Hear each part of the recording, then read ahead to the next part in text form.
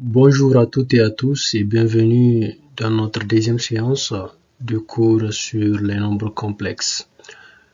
Pour la première séance, nous nous sommes arrêtés au niveau du grand 3 qui portait sur la forme algébrique des nombres complexes. Alors aujourd'hui, nous allons voir la forme trigonométrique des nombres complexes. Bien sûr, avant d'atteindre le point qui constitue l'objectif de notre leçon d'aujourd'hui, à savoir les formes trigonométriques exponentielles de nombres complexes, nous allons passer par des points qui vont nous poser des bases. Donc en grand 4, nous allons voir la représentation graphique des complexes et la notion d'affixe. En grand 5, le module de nombres complexes. Ensuite, la notion d'argument de nombres complexes pour voir à la fin donc les formes trigonométriques exponentielles de nombres complexes. Alors, pour cette partie de la représentation graphique de nombres complexes, le plus important à retenir ici, c'est que tout nombre complexe qui s'écrit sous cette forme, donc A plus IB, c'est ça la forme de nombre complexe. Donc tout nombre complexe, en fait, est constitué des deux nombres réels, comme on l'a déjà vu dans la première séance, donc à savoir le A ici et les B, qui sont respectivement la partie réelle et la partie imaginaire. En fait, à partir de ces deux nombres réels, le A et le B, donc on peut former un couple de points, A et B. Alors, lorsqu'on forme ce couple, on peut se dire que là, on a les coordonnées d'un point. Et c'est exactement ça. Un nombre complexe, en fait, c'est quoi? C'est, en fait, le coordonnées d'un point du plan. Donc, tout nombre complexe qu'on a, si on a un nombre complexe devant nous, alors on s'est dit automatiquement que ce nombre complexe-là peut, en fait, représenter les coordonnées d'un point du plan. C'est ce qu'on verra dans cette définition de l'affixe. Avant de lire cette définition qui est encadrée à rouge, faisons un saut au niveau du graphe pour résumer le tout. Ici, on a un nombre complexe z est égal à a plus ib. Alors, comment le représenter sur le plan? Ici, j'ai pris le quart de plan. Bien sûr, ce n'est pas le plan en entier. Ici, j'ai pris un quart de plan. Juste pour vous expliquer. Alors, la partie imaginaire, le b que vous avez donc dans la partie dans le a plus ib. Alors, le b, donc la partie imaginaire, en fait, c'est ça qui est l'axe des ordonnées. Donc, cet axe-là, l'axe des ordonnées, c'est en fait ça, la partie imaginaire du nombre complexe. Donc, les b, on les représente sur ces axes-là. Et la partie réelle, bien évidemment, donc, ça sera l'axe des abscisses. Donc, c'est là la partie des réels. Par exemple, on a pris juste ici un AB au hasard, donc un AB quelconque. On le place comme on place un point normal dans le plan. Par exemple, si on a un point de coordonnées, donc 0 et 1, 0 et 1, alors on cherche donc 0 sur l'axe des x. On place un, 0 sur l'axe des x, donc on est à l'origine, n'est-ce pas? Et 1 sur l'axe des abscisses, donc on est là. Et voilà. Et là, donc, nous avons notre point ici. Alors, donc, c'est ça, notre point ici. Donc, c'est un peu ça pour ce qui est de coordonnées, donc de l'affixe d'un point. Donc, ces Z-là, ces Z qui est le A plus BI, représentent en fait juste l'affixe de ces points. On peut le nommer par exemple un point M, qui est ce point-là, on peut l'appeler M. Donc, ce complexe Z, on l'appelle l'affixe de ces points M, puisqu'il représente en fait le point M sur ces plans-là. Donc, c'est à partir de cet affixe qu'on tire les coordonnées du point M. Bien sûr, ici, ça peut être un moins 1, ça peut être avec un moins. Donc, si c'est un moins 1, normalement, donc, ça va prolonger l'axe vers le bas. Parce que là, la partie négative, donc, des axes des ordonnées, elle est vers le bas.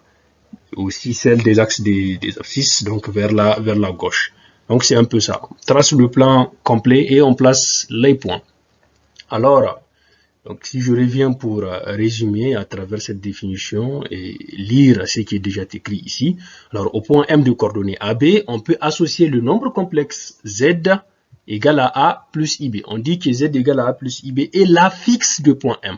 Donc, c'est Z là, c'est complexe Z là, Z égale à A plus IB, il est l'affixe de point M ici. Voilà. Et aussi, bien sûr, on peut avoir l'affixe donc d'un vecteur, bien sûr, l'affixe d'un vecteur.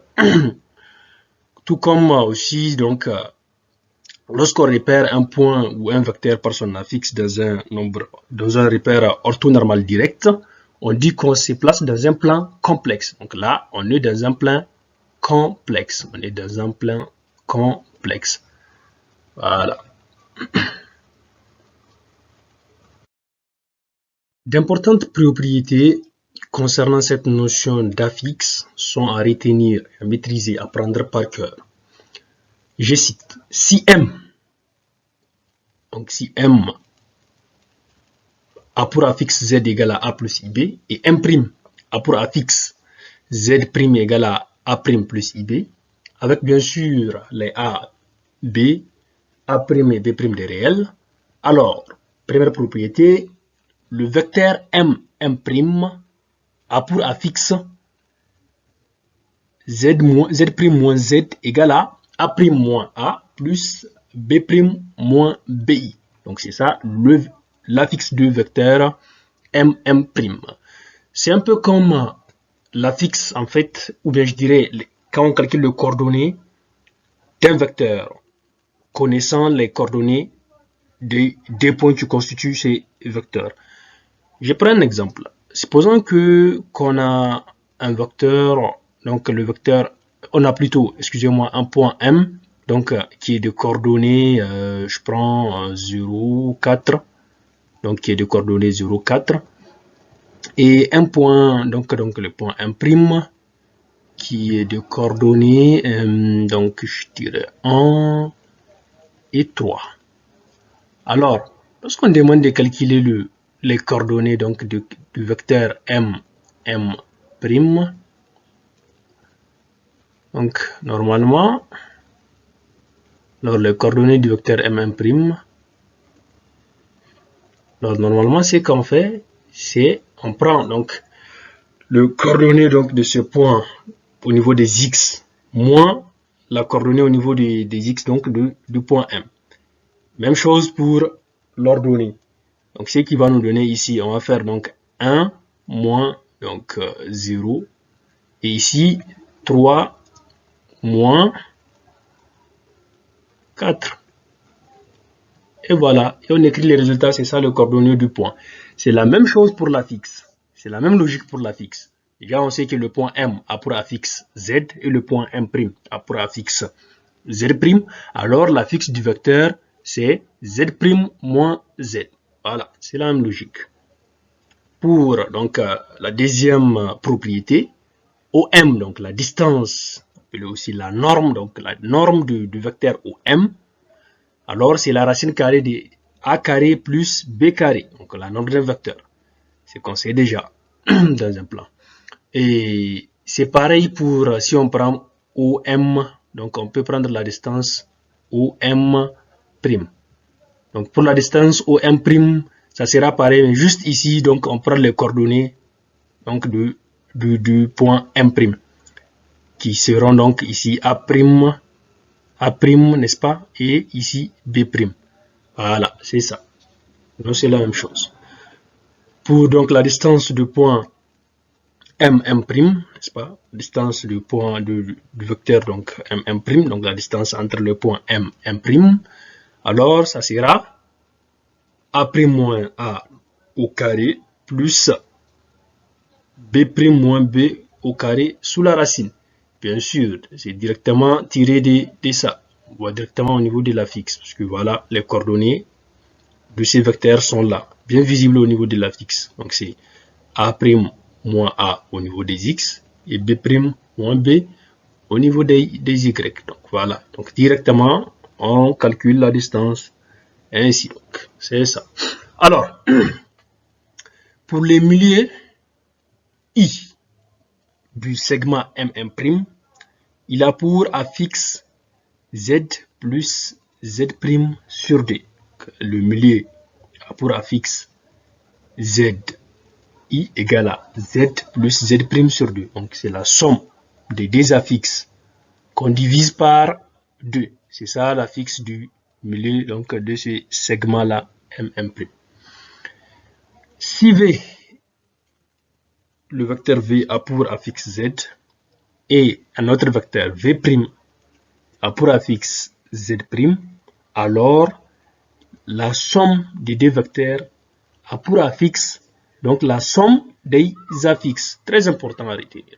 Donc, si K était réel, alors le vecteur K V' a pour affixe Kz.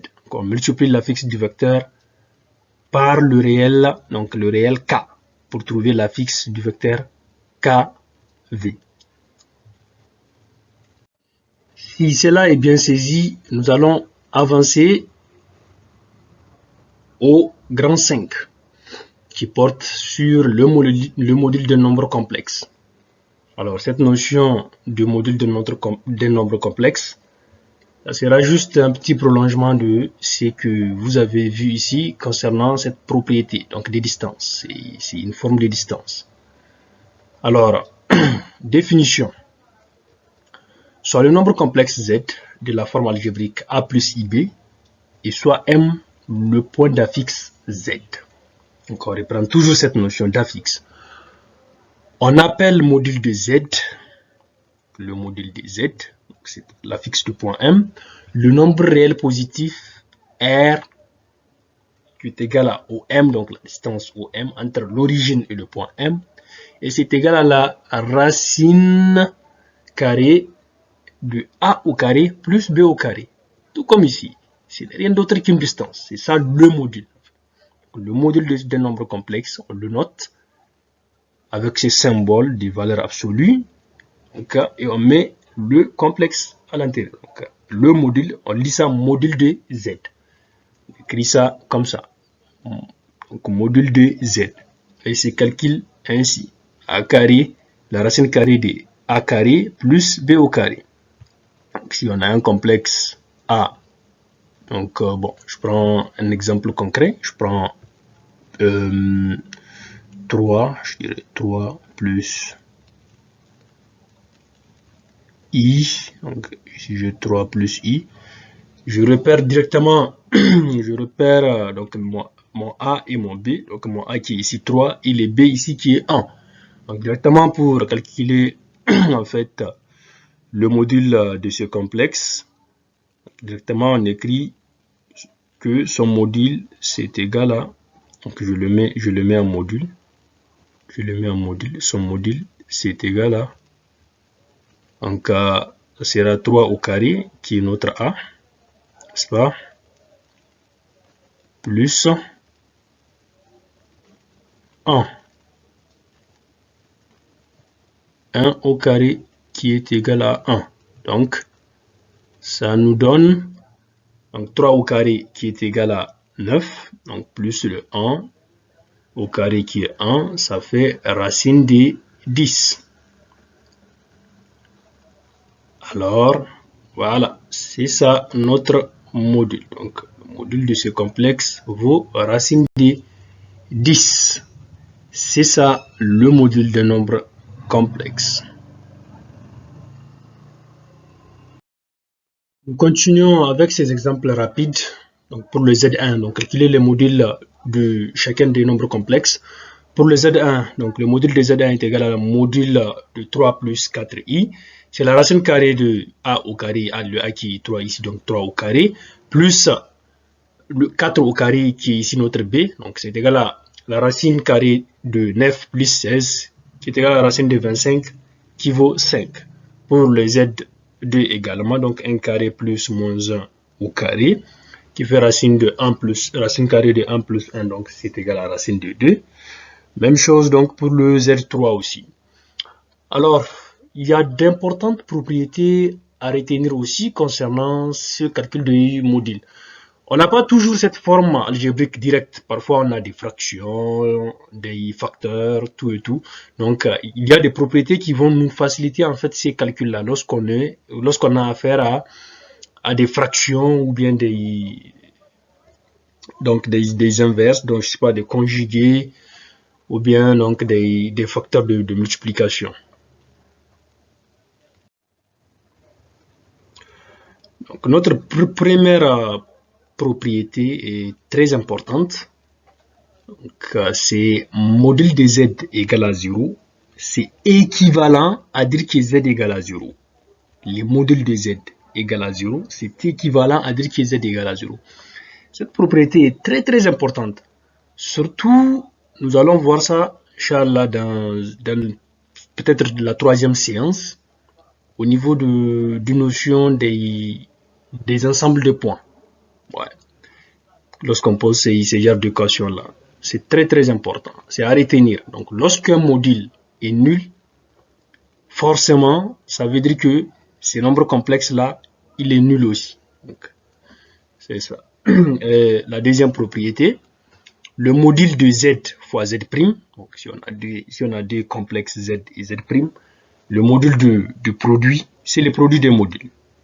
Le module de produit, c'est le produit des modules. Pour la troisième propriété, z multiplié par z bar, donc si on multiplie un complexe par son conjugué, c'est le carré, donc le module au carré. C'est le module de ce complexe-là au carré. C'est le module de ce complexe au carré. Ça, normalement, on peut facilement le démontrer en fait. Parce que si je veux tracer ça ici, normalement ça on peut le voir facilement. Parce que si vous vous rappelez, normalement, on a par exemple, si on prend ce complexe A plus B, n'est-ce pas? Je prends complexe A plus B, trace-toi le plus. Ok, donc, on prend A plus B, n'est-ce pas? Alors, son conjugué, c'est quoi? C'est A, donc, moins IB, évidemment. A moins IB. Voilà, c'est A moins IB. Donc, si on décide de mettre cela en facteur, donc de faire la multiplication, voir ce que ça va donner, directement ici, on remarque une identité remarquable. Donc, c'est l'identité remarquable A moins B facteur de A plus B, n'est-ce pas? Et on sait tous que le résultat ici, c'est quoi? C'est A au carré, n'est-ce pas? Plus B au carré. Alors, regardez bien, on a dit que cette quantité doit être égale au module de z au carré. Et bien sûr, c'est égal au module de z au carré. Pourquoi? Parce que le module, on se rappelle bien, le module c'est quoi? C'est la racine ici de a carré plus b au carré. N'est-ce pas? Plus b au carré. Alors, évidemment, on voit que ici, il n'y a pas de racine carrée. Donc, ça veut dire que c'est comme si on a mis un carré ici. Voilà, pour faire sauter la racine. Donc, pour faire sauter la racine.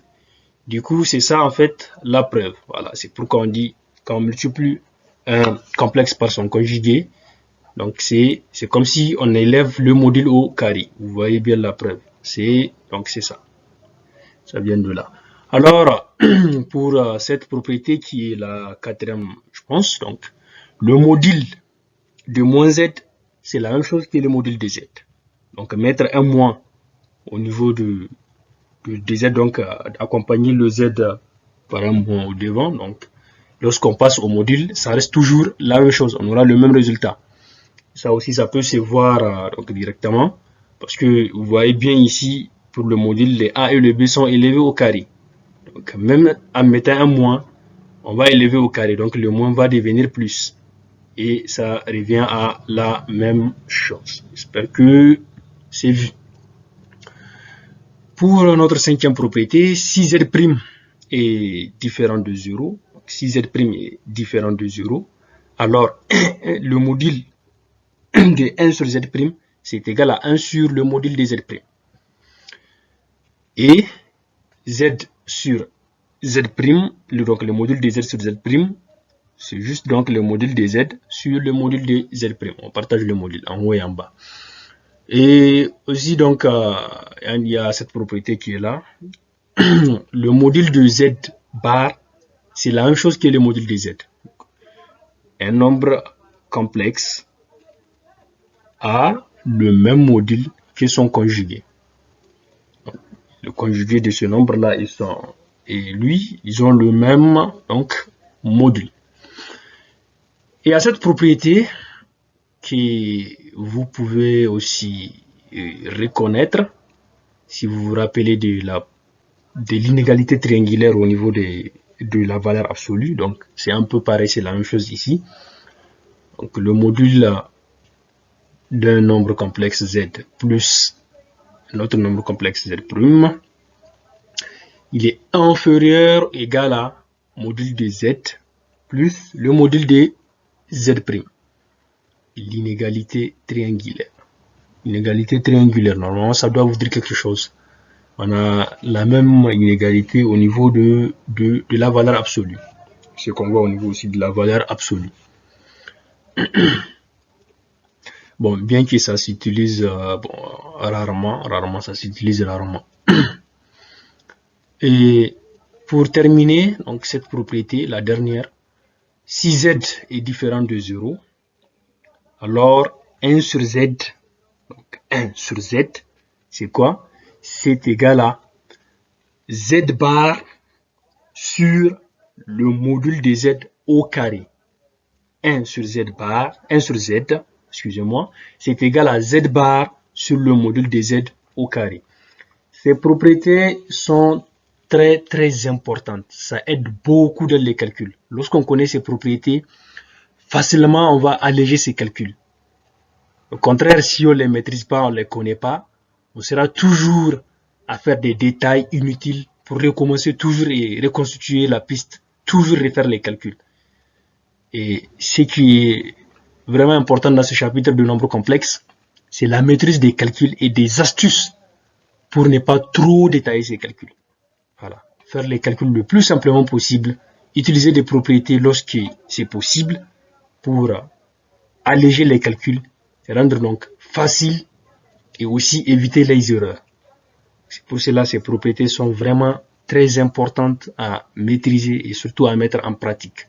Lorsque vous pouvez les remarquer facilement, ça aide beaucoup à avancer dans les calculs. On n'a pas besoin de reprendre à chaque fois les mêmes calculs. Donc reconstituer tout, aller reprendre le tout à 0. Par exemple, je prends juste un cas simple. Pour ces cas, lorsqu'on veut calculer le module, par exemple pour cette fraction, ou bien je prends même cette grosse fraction. Donc pour quelqu'un qui ne connaît pas cette propriété, qu'est-ce qu'il va faire pour chercher le module? Comme il sait que lui, il faut qu'il trouve en fait une forme comme ça, donc la forme algébrique, pour pouvoir déterminer le module, il va se dire voilà, comme je sais que voilà, je sais comment faire le calcul avec cette fraction pour la rendre. Donc essayer d'utiliser l'expression conjuguée pour avoir en fait cette forme algébrique. Donc je veux faire la transformation en forme algébrique et après je veux calculer le module. Alors là vraiment, si je sais pas, dans une interrogation, un devoir de 2 heures de temps comme ça, déjà c'est lui qui passe par cette méthode, dire qu'il va d'abord transformer ça en écriture algébrique avant de calculer le module. Déjà il va perdre à peu près, je dirais 10 à 5 minutes, 10 à 5 minutes, et rien ne lui garantit qu'il ne fait pas d'erreur en fait, parce que c'est beaucoup de calculs, mais c'est lui qui décide d'aller directement par cette formule. Vous voyez, il va calculer simplement ces modules en un rien de temps sur une simple fraction. 1 minute ça peut le faire, une simple minute, au lieu de l'autre qui va faire 10 minutes à tâtonner, à faire des calculs pour trouver la forme algébrique et après calculer le module. Et déjà si tu fais une erreur, si la personne fait une erreur lors de calcul, donc lors de la transformation en écriture algébrique, déjà c'est mort, c'est foutu, parce que tu ne peux plus avoir le même résultat. Tu ne peux pas trouver le résultat pour le module. Mais c'est lui qui choisit de suivre cette formule. Donc c'est direct. Il va juste calculer le module du numérateur et calculer le module du dénominateur et il divise. Juste il divise les résultats et il a le module final. En 1 minute, direct sur une seule ligne. C'est très direct. Donc c'est pour cela que ces propriétés sont très importantes pour un peu écourter ces calculs. Donc, les rendre vraiment plus légers et faciles. Nous allons voir donc un exemple à la slide précédente.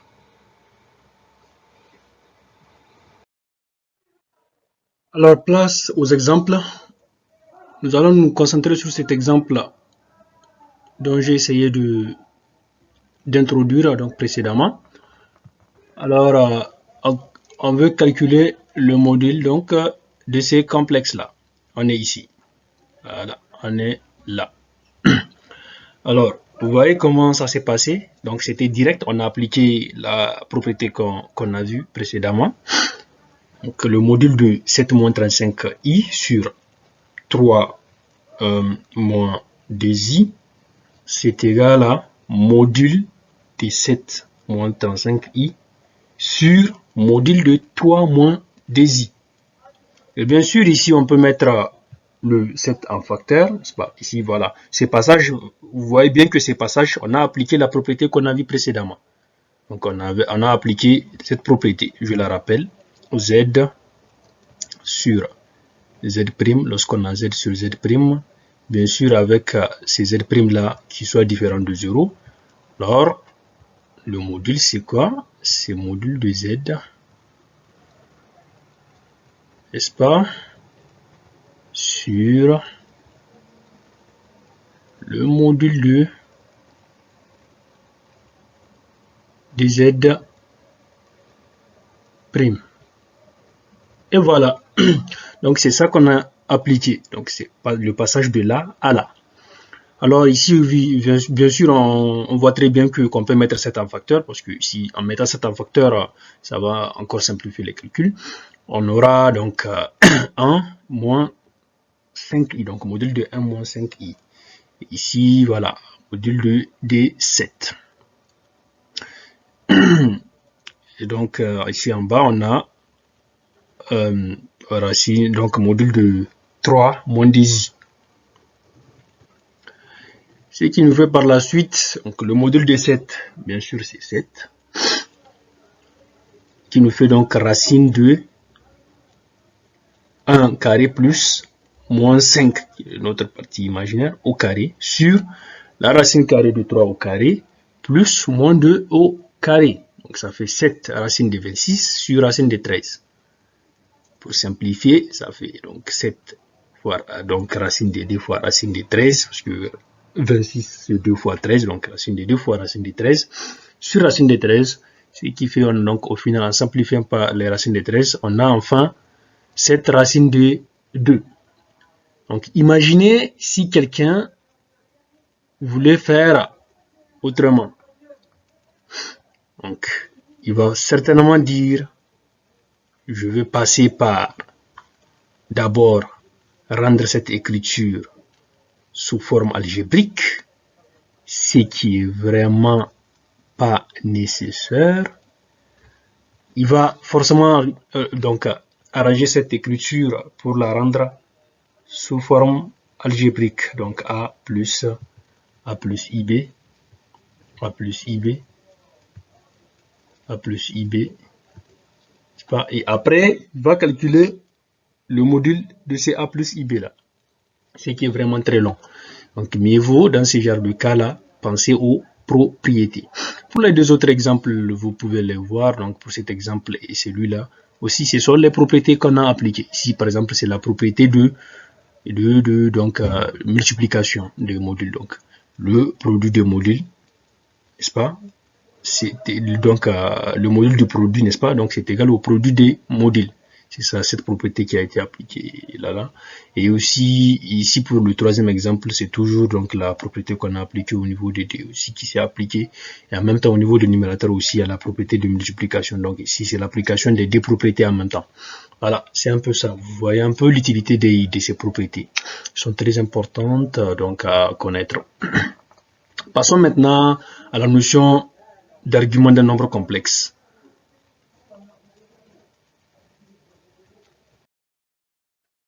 Par définition, l'argument d'un nombre complexe Z, qui s'écrit sous cette forme, donc Z égale à A plus IB, donc sa forme algébrique, et le réel θ défini par cosinus de θ égale à A sur module de Z, et sinus de θ égale à B sur module de Z. Donc, c'est θ là, le θ qui vérifie ces deux équations, donc les équations qui constituent ce système, c'est cet θ qu'on appelle l'argument de complexe Z. Remarque, le nombre complexe 0 n'a pas d'argument. Et c'est bien clair, parce que on dit que voilà, on doit diviser par module de Z. Alors que le module de 0, on sait que c'est 0. On ne peut pas diviser par 0. D'où, forcément, on voit que le nombre complexe 0 ne peut pas avoir d'argument. Donc, le nombre complexe 0 n'a pas d'argument. Deuxième remarque, un nombre complexe non nul admet plusieurs arguments. C'est pour cela que dans un énoncé, vous trouverez la question, donc déterminer le module et un argument. Donc, déterminer le module et un argument du nombre complexe. Donc, il y a un seul module et plusieurs arguments. Logique, parce que parlant d'angle, lorsque vous allez trouver cet angle-là, forcément, en faisant le modulo donc dpi, donc le plus dkpi par la périodicité des fonctions trigonométriques, donc que ce soit le cosinus ou le sinus, en faisant ce modulo, n'est-ce pas, vous allez trouver le même angle, juste en variant le k qui est un entier naturel, qui peut être 1, donc 2, 3, etc. Donc en faisant juste varier ces cas-là, vous allez tomber sur d'autres angles qui ont le même cosinus et le même sinus. Donc c'est pour cela on dit il y a donc une multitude donc d'arguments pour un nombre complexe. Alors un argument du nombre complexe Z, il se note comme ça. Arg Z. On l'écrit comme ça. Arg Z. Donc θ. Donc si θ, par exemple, si θ est l'argument de Z, alors on va écrire donc arg Z. Arg de Z égale à θ. Voilà. L'argument d'un réel non nul est de la forme Kpi. L'argument d'un réel non nul est de la forme Kpi où K est un entier relatif. C'est-à-dire donc l'argument d'un nombre dont la partie imaginaire égale à 0. Donc le nombre complexe dont la partie imaginaire égale à 0. Parce que c'est ça un réel. Un réel donc c'est un complexe dont la partie imaginaire est nulle. Donc pour ce genre de complexe là, la forme donc de leur argument est Kpi où K est un entier relatif. On verra ça dans la suite. L'argument d'un imaginaire pur est de la forme Kpi où K est un entier relatif. On verra pourquoi sur les cercles trigonométriques. Nous allons voir ça, Inch'Allah, dans la slide donc, suivante. Donc, ce qu'on doit retenir par définition d'un argument de nombre complexe, qui est peut-être donc le réel θ, doit vérifier cosinus de θ égale à A qui est ici la partie réelle de Z, donc sur le module de Z, et B est plutôt sinon sinus de θ égale à B, donc B qui est la partie imaginaire ici, sur le module de Z. Donc, connaissant le cosinus et le sinus de cet angle-là, bien sûr, on va pouvoir déterminer de quel angle il s'agit. Et de la plupart du temps, pour ces genres, donc pour des questions d'argument, de la plupart du temps, normalement, à votre niveau de terminal, on verra que toujours, donc, ce sont des arguments, en fait, Donc les cosinus et sinus, des angles remarquables. Les angles qu'on peut remarquer, donc des angles qu'on connaît facilement en fait. Qu'on les a déjà directement sur le cercle trigonométrique ou bien à partir du tableau qu'on a l'habitude de faire pour les angles remarquables. Donc, connaissant ces cosinus et ces sinus, vous allez voir que c'est facile de en fait déterminer de quel angle il s'agit. Voilà. C'est ça la notion donc d'argument d'un nombre complexe. Observons ici comment calculer l'argument d'un nombre complexe à travers ces exemples. Ici, nous avons Z1 qui est égal à la racine de 3 moins I, donc sous sa forme algébrique. Alors, déjà, nous avons vu ce qu'on mobilise pour déterminer l'argument d'un nombre complexe. Donc, il y a le module et aussi donc, les parties réelles et imaginaires du nombre complexe. Alors, pour le module, donc, on commence à calculer le module. Donc, module de Z1 ici, c'est égal à la racine de 3 au carré plus moins 1 au carré. Ce qui fait la racine de 3 plus 1, n'est-ce pas? Qui est égal à la racine de 4 et qui fait finalement 2. Alors, pour déterminer donc le θ1 qui sera l'argument de ces Zn là, n'est-ce pas? Nous avons vu qu'on doit poser cosinus de θ1 est égal à donc la partie réelle là, de Z1 qui est ici la racine de 3 sur le module de Z qui est bien évidemment ici, on l'a calculé, qui est ici 2, n'est-ce pas? Sinus de θ est égal à la partie imaginaire de Z1 qui est ici donc moins 1, n'est-ce pas? Et donc sur le module de Z qui est les 2. Alors, on voit bien que ici on a cosinus de θ, donc de θ1 qui est égal à la racine de 3 sur 2 et cosinus de θ1 égal à moins 1 sur 2. Alors, normalement, ce sont des cosinus et sinus des angles remarquables.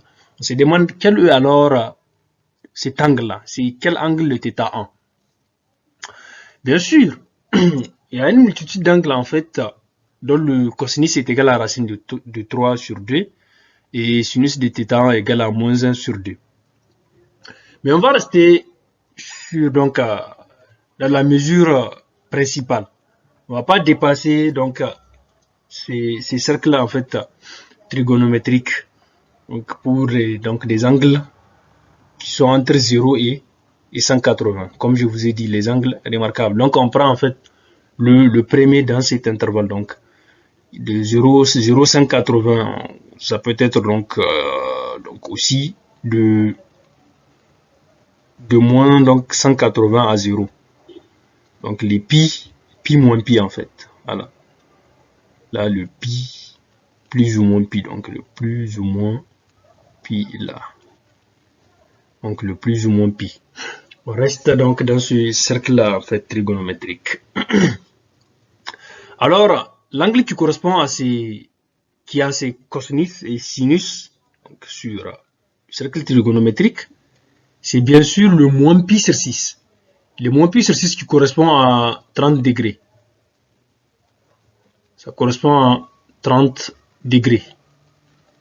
Si vous tapez cosinus de 30 degrés, plutôt, excusez-moi, moins 30 degrés. Moins 30 degrés, ouais, parce qu'il y a un moins là. Donc, alors, moins pi sur 6, ça correspond à moins 30 degrés. Si vous tapez donc cosinus de moins 30 degrés, vous verrez que c'est la somme de 3 sur 2.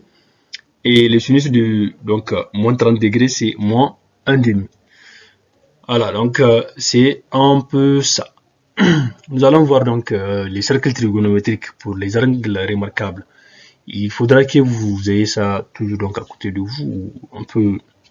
Si vous maîtrisez donc ces angles remarquables là à partir du tableau qu'on fait déjà, c'est déjà bien. Donc dès que vous voyez le cosinus et sinus, vous connaissez déjà en fait l'angle qui correspond.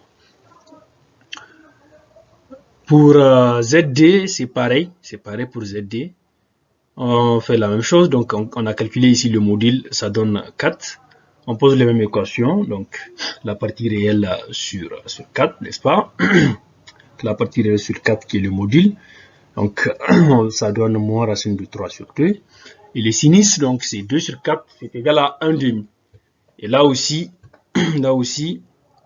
on repère que donc l'angle en fait, on repère que sur le cercle trigonométrique, l'angle en fait qui correspond l'angle qui a ses cosinus et sinus, donc l'angle correspondant, c'est 5pi sur 6.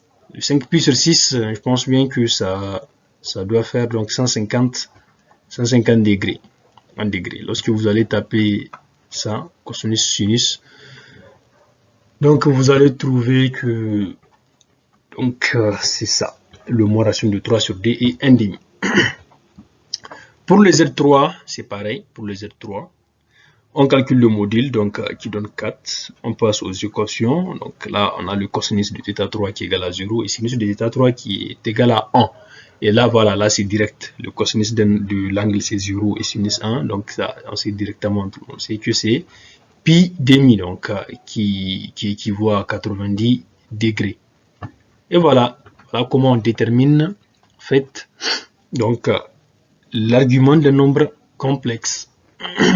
Nous allons voir donc dans la slide suivante, excusez-moi, comment lire cela sur le cercle trigonométrique.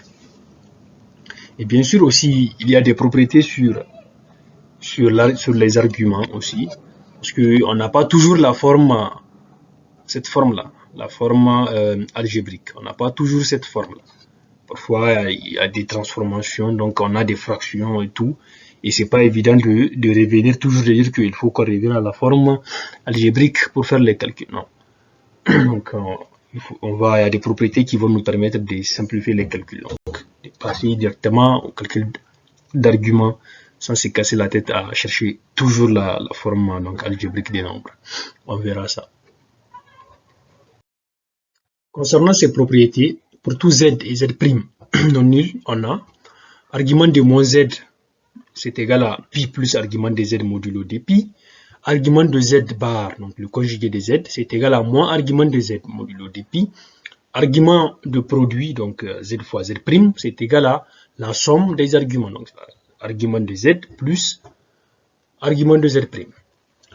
Argument de z puissance n, ici c'est 1n, donc argument de z puissance n, c'est n fois argument de z modulo de pi. Modulo, il y a le modulo de pi. Donc, argument de 1 sur z, c'est égal à moins argument de z modulo de pi. Argument de z sur z', c'est égal à argument de z moins argument de z'. Donc, ce sont des propriétés à retenir pour éviter de refaire à chaque fois le chemin à 0. Donc, pas besoin de retourner faire les calculs pour déterminer la forme algébrique et reprendre les équations. Ça ne sert à rien. Il faut toujours passer par ces propriétés qui facilitent en fait les choses. Ce que vous voyez ici, pour ces niveaux-là, z sur z', donc on n'a pas besoin de transformer donc ça en écriture, donc en sa forme algébrique, et après refaire le calcul qu'on a vu précédemment dans les exemples. Non, pas besoin. Juste calculer l'argument de z et soustraire donc l'argument donc de z'. Et voilà, le tour est joué. Ouvrons une parenthèse pour donc parler de comment donc chercher sur le cercle trigonométrique votre angle. Lorsque vous connaissez donc déjà votre cosinus et sinus, vous avez déjà posé le système, donc le petit système, vous connaissez le cosinus et le sinus. Maintenant, vous devez déterminer votre angle donc sur le cercle trigonométrique. Avoir donc le premier angle et le prendre comme argument. Alors déjà sur ce côté ici, donc ici là où j'entoure, donc pour ces plans là, nous avons en fait le résumé des quelques propriétés que nous avons vues donc en haut, plus haut. Ici vous voyez donc l'argument des z, par exemple on prend ces z là, au niveau des points on a un z, n'est-ce pas? Vous voyez l'argument des z, et là on a tracé ici l'argument des z. Alors l'argument de z bar, on avait dit que c'est, si vous vous rappelez bien, on avait bien dit que c'est moins l'argument de z. Voilà, l'argument des z, n'est-ce pas? L'argument des z bar, c'est moins l'argument des z. Et c'est ce qu'on observe aussi sur cette figure. Par exemple, ici, là, cet angle-là, c'est 30 degrés. Donc, l'argument de ces complexes-là, moins z bar, donc plutôt l'argument des z bar, excusez-moi, ça sera moins 30 degrés. Vous voyez un peu, c'est ça donc l'observation. Et l'argument de moins z ici, on peut aussi facilement le voir. On a l'argument de z, donc l'argument de moins z, comment le déterminer? En fait, ça sera juste, c'est donc on a arrivé jusqu'à cet angle-là qui est l'épi, comme la propriété le dit, qui est l'épi, n'est-ce pas? Donc on fait moins l'argument de z. Ici c'est l'épi qui est là. Donc on fait pi moins cet argument-là. Donc cet argument de z.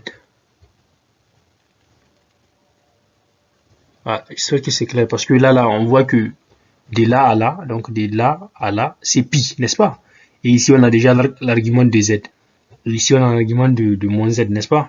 Donc, de ce côté, on a l'argument de moins z. Donc, il faudra enlever l'argument de z dans les pi. Le pi tout entier, on enlève juste cette partie. C'est ça, l'argument de moins z. Et pour donc les complexes de cette, qui sont dans cette partie, parce qu'on connaît cet argument, n'est-ce pas? Pour arriver ici, qu'est-ce qu'on fait?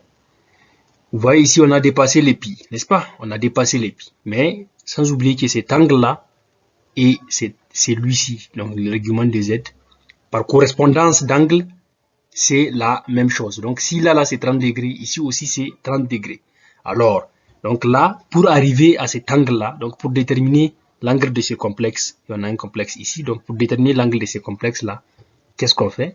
Alors, directement, on va ajouter, donc dans les 180 qui sont des pi, je dis pi, bon, c'est mieux que d'écrire 180 degrés, donc à radian, donc les pi, on va ajouter quoi? On va faire plus, donc argument de z. Si par exemple c'est 30 degrés, donc on va faire plus 30 degrés. Vous voyez un peu, non?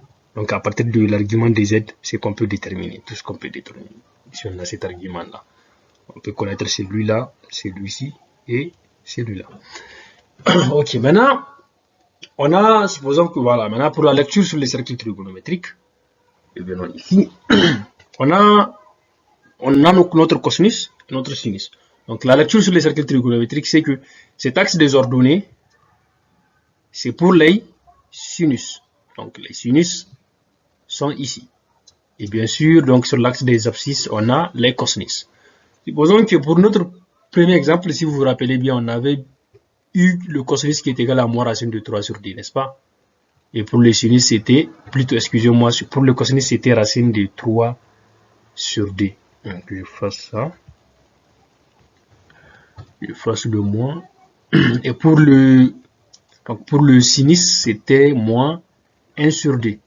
Et on avait dit que l'angle c'était quoi? Moins pi sur 6. On va vérifier ça sur les cercles trigonométriques. Donc, le cosinus, j'ai dit, n'est-ce pas? Ça, c'est le cosinus.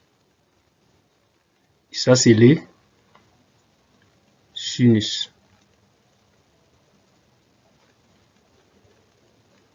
Ça, c'est les sinus.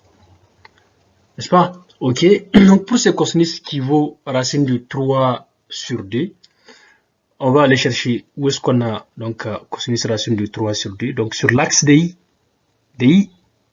abscisses. Voilà. Et on est là. Donc, on a notre premier point.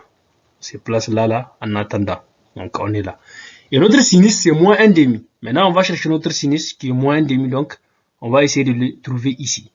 Sinus moins 1,5 et cosinus racine de 3 sur 2. Donc, vous voyez, si on fait la projection, n'est-ce pas? Et on avance avec notre cosinus. On tombe exactement sur quoi? Sur moins pi sur 6 qu'on avait déjà trouvé dans l'autre exemple. Voilà. Et c'est comme ça que se fait la lecture, donc, sur les cercles trigonométriques. Vous lisez votre cosinus, et vous lisez le sinus, vous faites la projection, vous allez trouver sur l'angle. Donc, votre argument, il est parmi, donc, ces angles-là qui sont remarquables. Votre argument, à chaque fois, dans la plupart des cas, quand vous allez le chercher, vous trouverez qu'il est ici. Il faut juste savoir lire, donc, ces cercles trigonométriques. Cet axe, on n'oublie pas, c'est l'axe des cosinus, donc l'abscisse, et l'ordonnée, donc, l'axe des ordonnées, donc c'est ça l'axe des sinus. Et vous projetez, vous tombez sur votre angle. Et voilà, vous l'écrivez directement. Donc, certainement, à force de travailler ces angles, vous allez bien maîtriser donc, ces angles-là. et bien les remarquer. Nous allons parler bien sûr d'autres astuces, donc pour facilement trouver aussi donc l'angle, pas besoin de bûcher, donc on n'a pas à bûcher cet angle-là, cet angle remarquable. Donc pour à chaque fois trouver en fait vos arguments. Mais ce qui est utile, il faut à chaque fois savoir se retrouver. Il faut savoir se retrouver. On a un cosinus, on a un sinus. On prend notre cercle trigonométrique, facilement on sait comment on va lire notre cosinus et sinus pour trouver l'angle. Voilà, j'espère que c'est bien saisi. Alors, nous allons passer donc à la forme trigonométrique et exponentielle donc d'un nombre complexe. Par définition, tout nombre complexe non nul, z, peut être écrit sous la forme z égale à r en facteur de cosinus θ plus i sinus θ, avec θ bien sûr r réel et r aussi r réel strictement supérieur à 0, qui est une forme trigonométrique de z. Donc cette forme-là, de z égale à donc r facteur de cosinus θ plus i sinus θ, c'est ça la forme trigonométrique. C'est ça la fameuse forme trigonométrique d'un nombre complexe. Vous voyez bien l'écriture. R, donc z égale à r en facteur de cosinus θ plus i sinus θ. Maintenant, la question à se poser, c'est quoi le r et c'est quoi le θ? Nous verrons ça tout de suite. Avant cela, voyons juste un exemple donc d'écriture trigonométrique. Pour par exemple Z1 égale à 3, donc facteur de cosinus pi tiers plus i sinus pi tiers. Donc et Z2 égale à 2 racines de 2, cosinus moins pi tiers plus i sinus pi tiers. Question. Comment passe-t-on de la forme algébrique à la forme trigonométrique? De la forme algébrique à la forme trigonométrique ou à la forme exponentielle. Alors, la première des choses, donc les R, qu'est-ce que c'est que le R? Le R qui est juste là. Donc le R qui est juste devant là. On s'est demandé c'est quoi le R? En fait, le R là, ce n'est rien d'autre que le module. C'est le module, donc les R là qu'on écrit, c'est juste le module. Donc le module qu'on écrit comme ça, donc Z comme ça. C'est juste le module en fait du nombre complexe. Et le θ c'est quoi? Devinez bien sûr, c'est l'argument du nombre complexe Z. Et c'est tout. C'est pour cela donc qu'on a pris tout ce temps pour voir le module, donc l'argument, et ensuite parler de cette forme trigonométrique. Parce qu'on ne peut pas parler de cette forme trigonométrique sans connaître le module et l'argument. Donc vous voyez maintenant comment on forme donc l'écriture trigonométrique du nombre complexe. Donc c'est juste avec le module et l'argument. Et voilà, bien sûr, la forme est là, r cosinus θ plus i sinus θ. Si on connaît donc le module, on connaît θ, c'est fini, on a notre forme trigonométrique. Bien sûr, toujours il faut procéder par cela pour donc donner la forme trigonométrique. On calcule le module, donc qui est r, et un argument donc de θ. Donc bien sûr, on a dit un argument, il y en a plusieurs. Donc on dit un argument, mais comme je vous ai dit toujours pour les angles là remarquables, donc sur le cercle trigonométrique, on prend cet argument là qui sont donc entre la mesure principale, moins pi. Donc on prend un argument et voilà, le tour est joué. On écrit notre forme trigonométrique, tout simplement.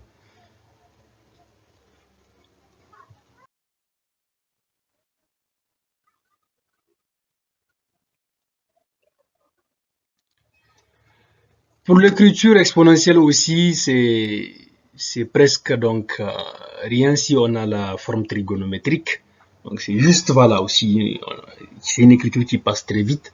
Alors pour θ qui appartient à R, on note donc cosinus de θ plus i sinus θ là, c'est qu'on a dans notre écriture trigonométrique. En fait, on le note comme ça, exponentielle i θ. C'est comme ça qu'on le note, exponentielle i θ. Et donc, par conséquent, donc, avec le R qui est le module, donc par conséquent, cette écriture-là, qu'est-ce qu'elle va devenir puisqu'on a dit que ça, en fait, c'est exponentielle i θ.